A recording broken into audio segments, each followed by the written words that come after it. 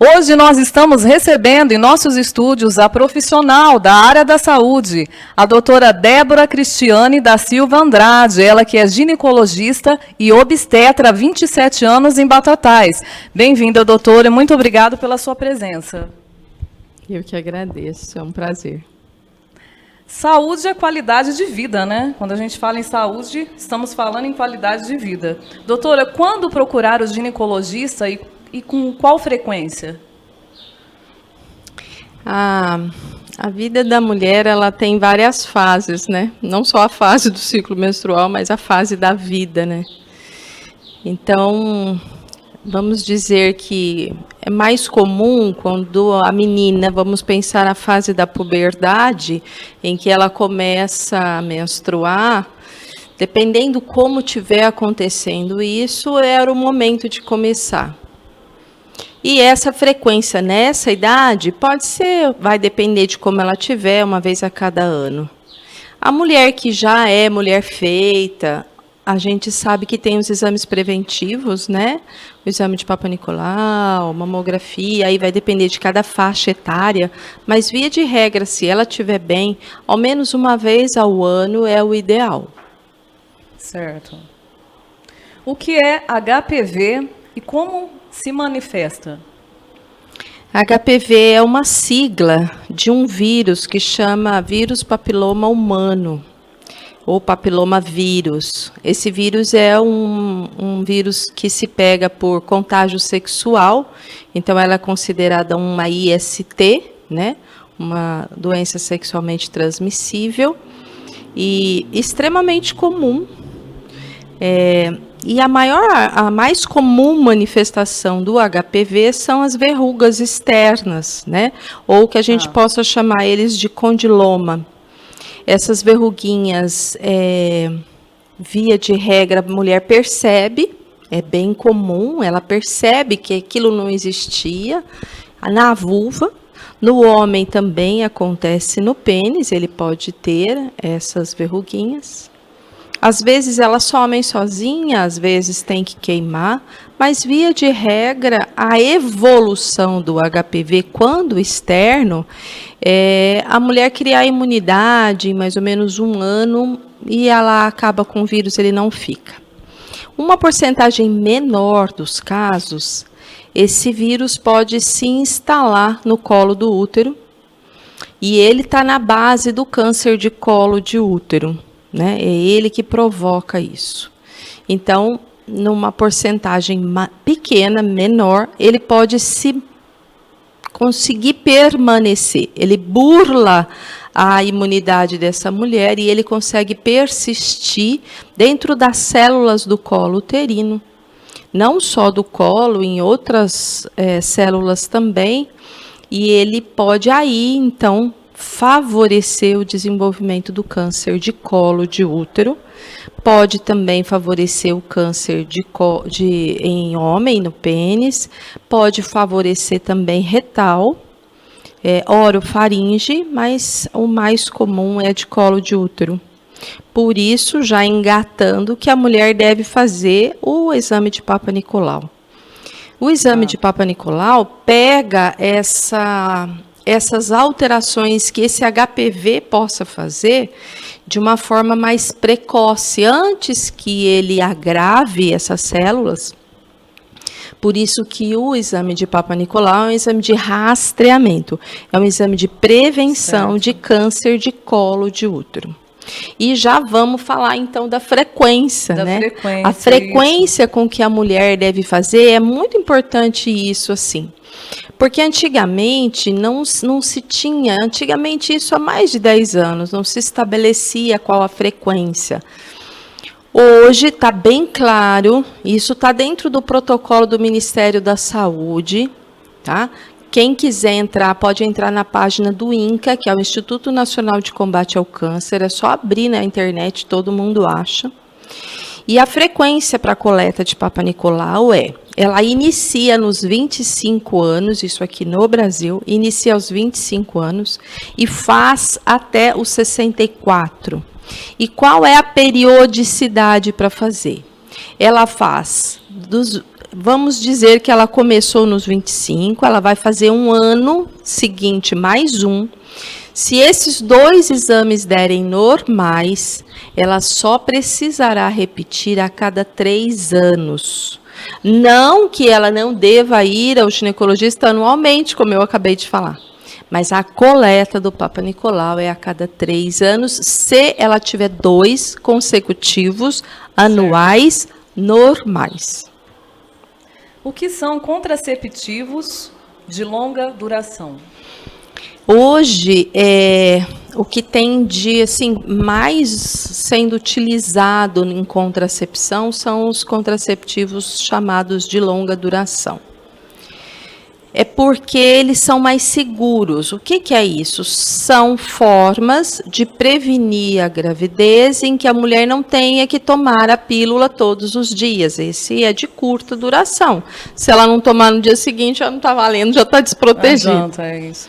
E quais são esses? Um bem comum, que não é uma longa duração, mas demora um pouquinho mais, é a injeção trimestral, né? Ela toma a cada 3 meses. A mensal já demora também um mesinho. Mas o que é mais conhecido são os DIUs, né? O DIU de cobre, que você coloca, dependendo do tipo do DIU, ele dura de 5 ou 10 anos. Os endosceptivos, que são DIUs que a gente chama medicados. Eles são DIUs com um pouquinho de progestágeno e ele dá uma eficácia maior e menos sangramento. Que hoje todo mundo, eu vou falar o nome, porque só tem um no mercado, que é o Mirena, e o irmãozinho mais novo dele, que é o Kailina. E o Implanon, que também só tem esse no mercado brasileiro, que é o implante que põe no braço, né? Que ele dura 3 anos. Esse hoje é considerado o método mais eficaz que tem. Certo, doutora. O exame de ultrassonografia transvaginal deve ser feito de rotina? E o ultrassom de mama é exame de rastreamento? Essa é uma boa pergunta, né? Porque muitas vezes as mulheres vão fazer exame de rotina e o que a mulher tem que fazer? O Papa Nicolau, se ela estiver dentro da sua periodicidade. A mamografia, se ela estiver dentro da sua faixa etária, depois a gente pode falar um pouquinho sobre isso. Sim. O ultrassom não é um exame de rastreamento. O que é rastreamento? É um exame que tem capacidade de detectar precocemente um câncer, vamos dizer assim. A ultrassonografia não tem essa capacidade. Ele é um exame para ser feito se houver algum achado no exame físico, por isso que a mulher deve ser examinada todo ano, ou se houver alguma queixa compatível e que o médico desconfie que aquilo é uma queixa importante que vale a pena fazer ultrassom. Tá? Alguma queixa compatível. Então, o ultrassom não é um exame de rastreamento. É um exame excelente para muita coisa, para ajuda a gente para fazer o diagnóstico, mas eu estou dizendo de rastreamento. É um exame que deve fazer, não estou sentindo nada, não tem nada no exame físico, eu vou fazer porque eu vou prevenir. Ele não tem esta capacidade, tá?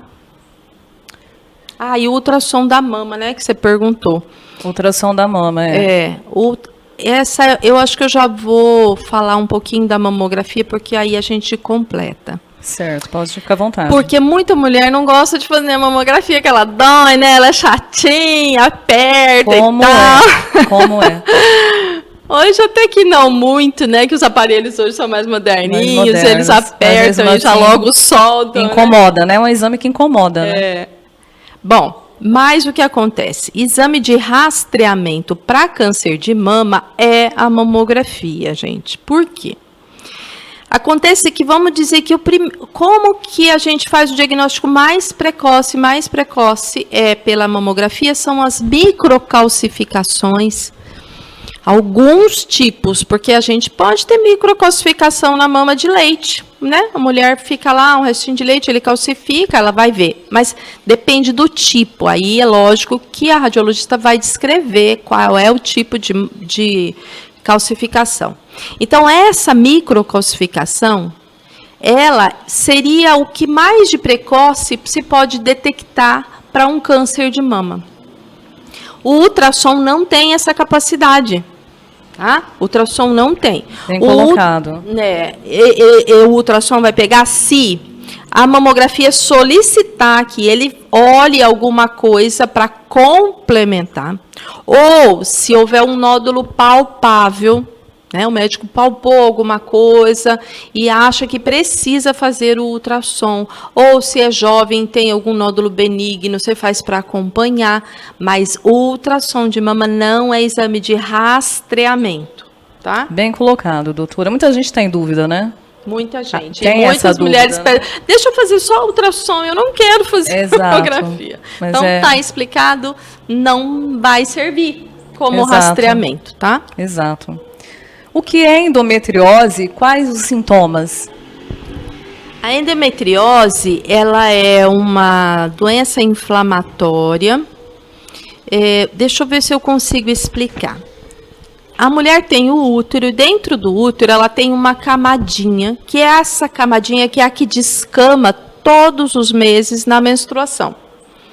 Essa camadinha, ela se chama endométrio.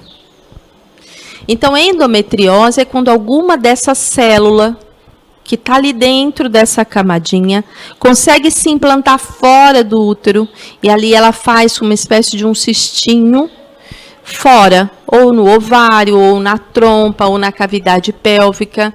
Às vezes é pequeno, às vezes é grande. Isso se chama endometriose. Por ela ser uma reação inflamatória, ela pode distorcer os órgãos pélvicos e com isso levar a uma dificuldade de engravidar. Então ela pode levar à infertilidade. Esse é o maior problema da endometriose. Tirando dores pélvicas que ela pode causar, e aí cada caso é um caso,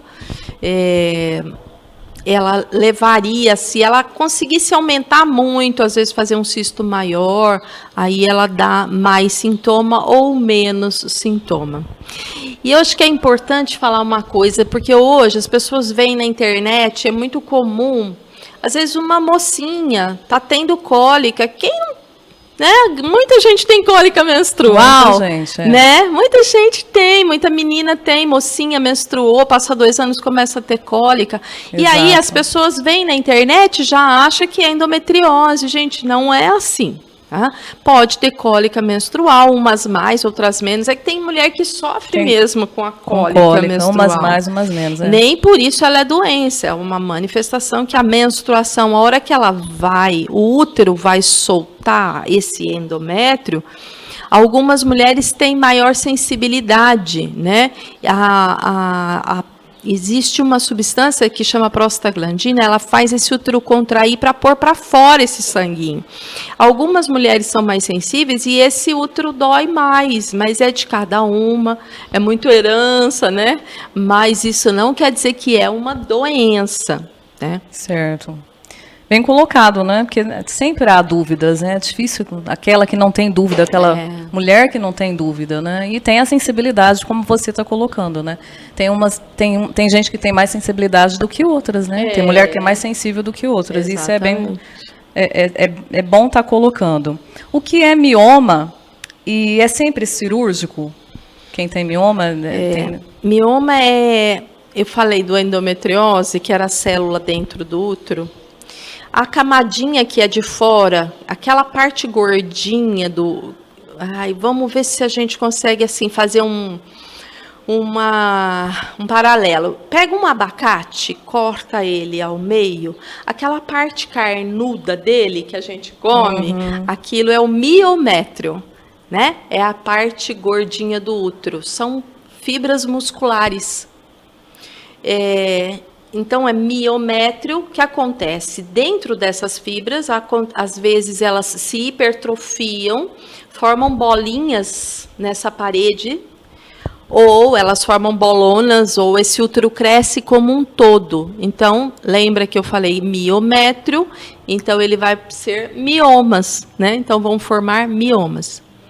Bom, Tem vários tipos de mioma. A localização desses miomas, ele pode ser nessa parte, né, onde eu falei que é a parte carnudinha, ele pode ser dentro, lá no endométrio, ele pode ser penduradinho do lado de fora, ali onde seria a casquinha do abacate. Dependendo da localização desse mioma e o tamanho dessa localização, e o tamanho desse mioma, ele pode dar mais sintomas ou menos sintomas. Quando ele está na parte de dentro, que é o endométrio que sangra, esse é o mais chatinho, que é o que dá mais sangramento, aumenta o fluxo menstrual. Alguns da parede também podem dar aumento de fluxo menstrual. Mas nem todos fazem isso e nem todos são grandes, às vezes são pequenos. E hoje em dia, principalmente, não é cirúrgico a grande maioria deles. Antigamente se operava muito, tudo era muito cirúrgico. Hoje não, porque já tem outros tipos de tratamento, já tem outros tipos de entendimento, a ciência já estudou muito mais. Então, nem sempre o fato de ter um miominha é muito comum, as mulheres pegam lá o laudo de um ultrassom e chegam com o olho arregalado, nossa, eu vou ter que operar. Nem sempre, às vezes é um mioma pequeno, às vezes é um útero pequeno, às vezes não está dando nenhum sintoma, e não quer dizer que ela tenha que operar, às vezes acompanhar, às vezes tratar. E uma grande informação, a mulher, à medida que ela vai aproximando da menopausa, quem traz o seu miominha, ele vai murchar. Então, se ela estiver perto dessa fase, menos preocupação ainda. Então, não dá para chamar tudo a mesma coisa. Tem que analisar onde ele está e o tamanho que ele é, para poder saber o que se faz com ele. Certo, doutora. Bom, estamos em Outubro Rosa ainda, né? Que fala da prevenção do câncer de mama, né? Quais os fatores de riscos de câncer de mama? Eu vou começar diferenciando duas coisas, para a gente entrar nos fatores de risco. Porque Outubro Rosa, todo mundo pensa em mamografia. Exato. Mas acontece que a mamografia não é prevenção. Se ela for chamada de prevenção, ela é secundária. Mas o que ela faz é um diagnóstico precoce. Você não previne. Como que eu posso prevenir? Nem sempre um câncer de mama é prevenível, mas a gente consegue, em quase 1/3, né, os estudos mostram que a gente pode reduzir e muito a chance de ter um câncer. Então, vamos lá, vamos pensar. A mulher está aqui, fez 50 anos, vou só fazer mamografia e está tudo certo? Não está, não. Ela tem que começar essa prevenção na vida como um todo. E por onde ela começa? Ela começa pela qualidade da alimentação, tá? Tem que comer direito. A obesidade é um fator de risco para câncer de mama. Bem colocado. Tá? Bem colocado. Outra coisa, bebida alcoólica. Tá lá, gente, no INCA. Não sou eu que estou falando, não. Pode entrar, acessar. Tá lá os fatores de risco. A bebida alcoólica, hoje as mulheres têm bebido muito, né? A gente tem visto muito, a mulher quer se equiparar, acho que não dá nem para equiparar, porque assim, tem a umas gente que tem bebem mais do que homens, né? Cuidado, homens. Então a bebida alcoólica já entra no ranking como risco para câncer de mama. Cigarro é um fator de risco não só para mama, para todos os tipos de câncer. A falta de atividade física. Sabiam? A prevenção passa pela atividade física. Eu não vou esperar chegar aos 50 para me cuidar, né? Eu faço isso a vida toda, então eu preciso comer direito. E esse comer direito passa por uma frase que muita gente já ouviu. Descasca mais e desembala menos. O que é isso? Eu vou comer mais fruta, mais verdura, mais legume e vou fazer o quê? Comer menos produtos industrializados, que são os embalados, porque eles têm muito conservante, eles têm muito sal, tá? E a gente sabe que isso é um fator de risco para a obesidade. Outra coisa importantíssima, entrou no ranking também, esses embutidos, salame, essas coisas, entrou no ranking para risco de câncer de mama. Refrigerante. Gente, refrigerante está na base do quê? Obesidade. Falei lá atrás, obesidade é um fator de risco para câncer de mama. Então, a gente precisa ter o olhar para isso, para que essa prevenção seja realmente primária. Outra coisa, ter filhos antes dos 30. Hoje as mulheres estão tendo filho muito tardio, né? Faz tudo primeiro, forma, constrói, troca carro, viaja para o exterior, aí ela resolve ter filhos. Tá? Então, o ideal, antes dos 30, ter o primeiro filho e amamentar. Amamentar também é um fator de proteção para o câncer de mama.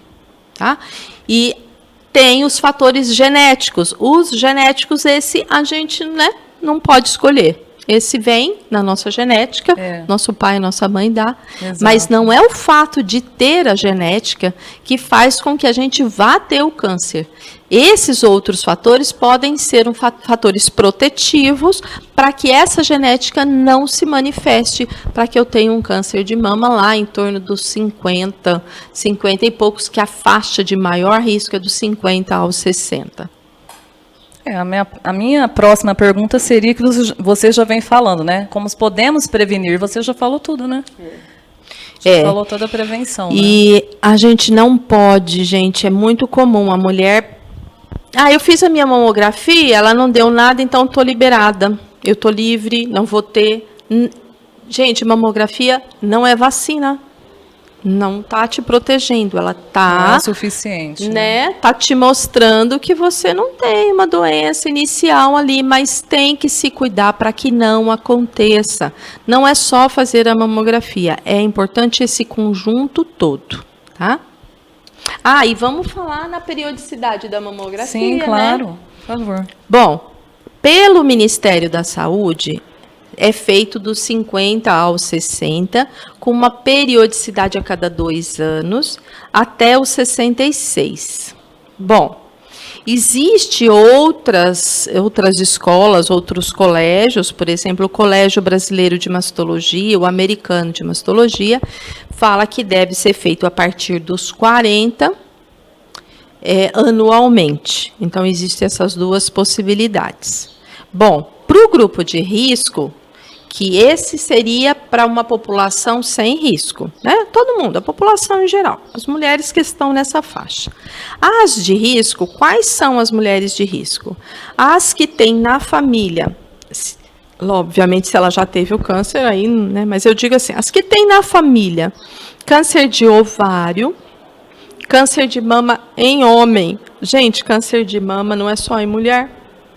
A porcentagem é bem menor em homem, mas existe. E se ela existe na sua família próxima, você é um grupo de risco. Câncer de mama nas mulheres, parentes de primeiro grau. Primeiro grau, gente, é mãe, irmã ou filhas, tá? Principalmente abaixo dos 50 anos. E isso configura um risco maior. Tá? Então, esse é um outro fator de risco. Tá? Nesses casos, aí a mulher vai iniciar a mamografia mais cedo, vai depender da idade com que essa parente teve, ela começa a fazer 10 anos antes da sua mamografia. Às vezes, ela começa com 35. Certo, doutora. Qual o segredo de uma boa gestação? O segredo de uma boa gestação é programar. É tudo na vida, é bom programar antes, né? Sem Se você dúvida, vai viajar, você não programa. Você programa, você compra antes a passagem. Não é assim? É assim. Você reserva hotel, você faz tudo, não é? Você calibra o pneu do carro, se você for de carro, não é? Você faz uma programação. Então, qual é o ideal? É programar essa gestação. E como que eu programo essa gestação? Eu vou ao médico antes, falo para ele, olha, eu estou pensando em engravidar. Antes de começar a tentar, antes de tirar o método contraceptivo que você usa, seja qual for. Tem exames para ser feito antes, para ver se está tudo bem com essa mulher.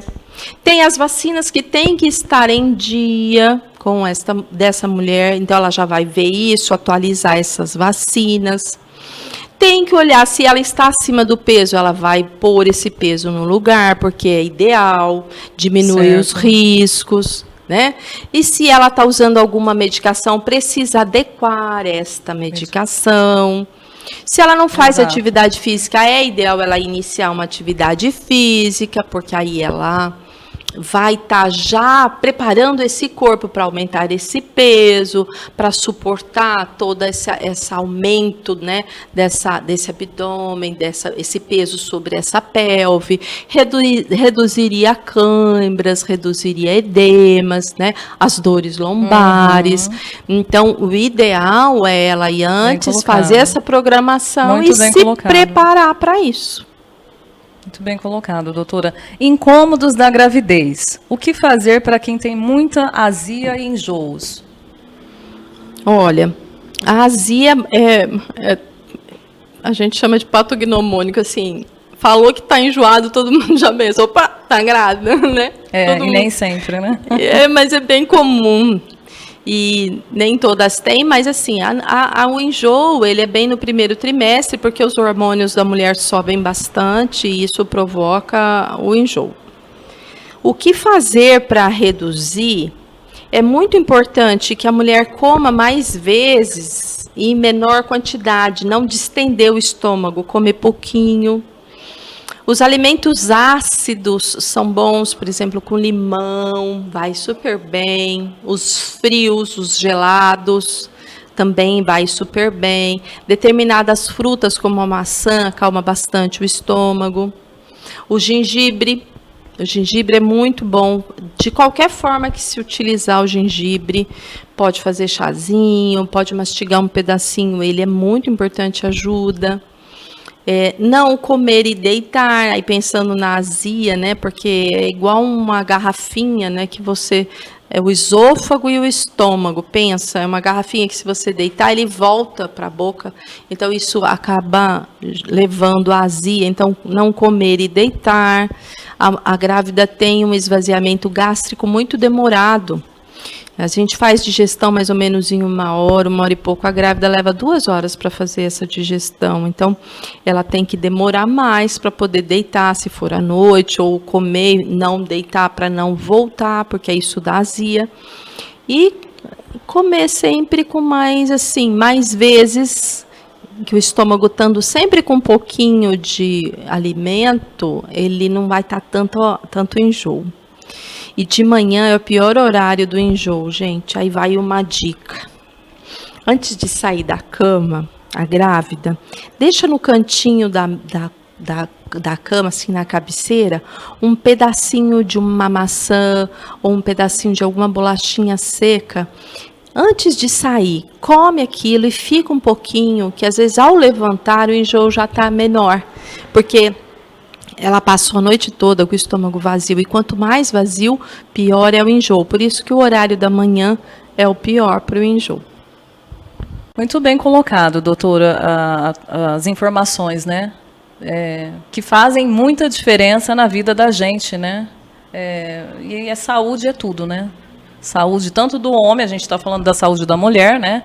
Mas, em geral, né? A saúde do homem também, enfim. E sempre passa pela prevenção, né, gente? É bem melhor prevenir do que remediar, né? Essa frase é antiga, mas ela é importante. É sempre melhor prevenir. Doutora, muito obrigado. Muito obrigada mais uma vez. Prazer em recebê-la. Obrigada. E vou passar os seus contatos. O teu contato é no Instagram, né? Uhum. A gente te encontra no Instagram, doutora.Débora Andrade, tudo junto. Então, acesse lá, que você vai estar tendo todas as informações com a doutora Débora. Obrigado pela sua audiência. Continue com nossas programações pelo Facebook, Instagram e YouTube. E obrigada pela sua audiência.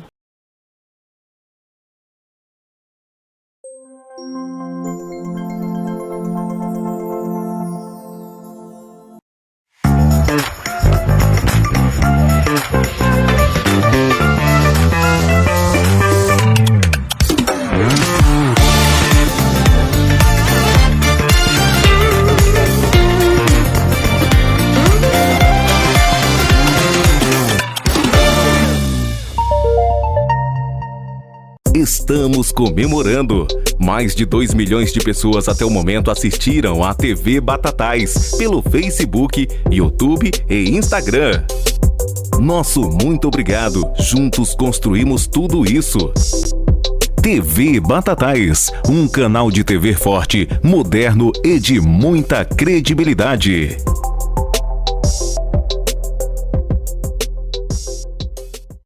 Bar e Restaurante Mineiro, a melhor comida caseira da cidade e a cada dia um cardápio diferente. Aquela comida da hora, com muito capricho, variedade de saladas e um tempero todo especial que a cozinha do Mineiro tem para você. O atendimento é de segunda a sexta-feira no almoço. Sem contar com o delivery de Marmitex, faça o seu pedido através do telefone 16 3662 1825. Fale com o César. É a melhor comida caseira da cidade, em um ambiente muito aconchegante. Restaurante Mineiro. Fica na rua Tapajós 224, no alto da Bela Vista, Batatais. Faça o seu pedido através do telefone 16 3662 1825. Bar e Restaurante Mineiro, o melhor da cidade.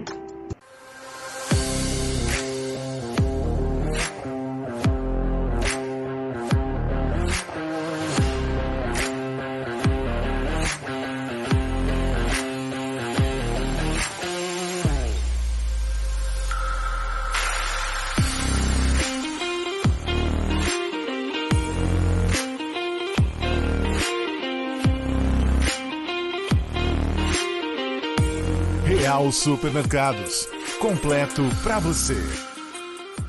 A Arispan é especialista em carregadores frontais e adubadeiras. Situada em Batatais e presente em todo o Brasil, somos sinônimos de evolução no campo e caminhamos junto com o produtor rural, oferecendo a ele as melhores soluções com a mais alta tecnologia, independente do tamanho da sua propriedade. O que nos motiva é ver nossos clientes satisfeitos e ajudá-los a aumentar o rendimento de seus negócios. Quando se falar em vidros em Batatais e região, a melhor e que te dá toda a retaguarda é Roberto Vidros. Na sua casa, no seu escritório, enfim, na sua construção em geral, só pode ser Roberto Vidros. Fazendo o seu trabalho nas grandes e pequenas construções. Só aqui em Roberto Vidros você tem os melhores serviços com vidro no mercado. Varanda, box, janelas, espelhos, portas e tudo mais com excelência, qualidade e garantia. Não fique esperando. Peça um orçamento já pelo fone 16 3761 1711 e no zap 16 991 18 40 55. Venha para Roberto Vidros.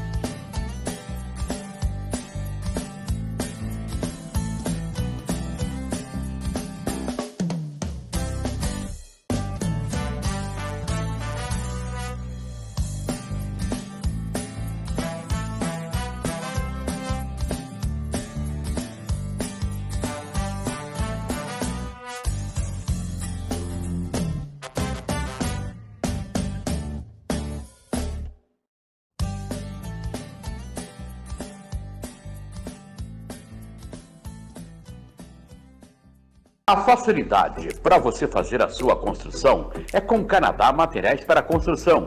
Qualidade, segurança, tudo para a sua reforma ou construção. Tintas, portas, janelas, batentes, materiais elétricos, tijolos e ferramentas em geral, do básico ao acabamento. Canadá Materiais para Construção, tudo para a sua construção. Atendimento dos proprietários Fernando e Cássia, contando ainda com o Juninho e a Débora. Canadá Materiais para Construção. Fica na Avenida Professor Dr. José Reinaldo Lazzarini, 119, Batatais, São Paulo, no Jardim Canadá. E o Zap 16 99279 3036. Canadá Materiais para Construção.